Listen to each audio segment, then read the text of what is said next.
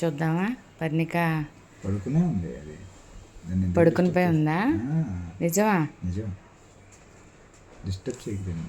Okay సరే.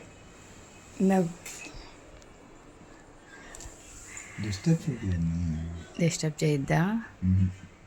సరే, అది పడుకుందో లేదో నేను ఎలా చూస్తానో చెప్తానుండు. పర్ణిక కనుక చెయ్యి పైకి నేను ఇలా పెడతాను కదా, అలా పెట్టుంటే నిద్రపోయినట్టు. ఒకవేళ చెయ్యి కిందకి పడిపోయిందంటే నిద్రపోలేనట్టు. నేను ఎలా పెడితే అలా ఉంటే నిద్రపోయినట్టు. చూద్దాం.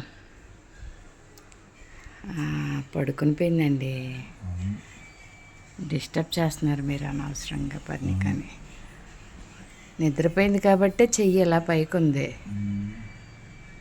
పడుకోమ్మా, పడుకో. దొరికిపోవడంలో మేము అంత గొప్పలు ఎవరు ఉన్నాం. దొంగ దొరికిపోవడం, గుమ్మడికాయ దొంగ అంటే ఎవరంటే ఫస్ట్ మనమే ఉంటాం.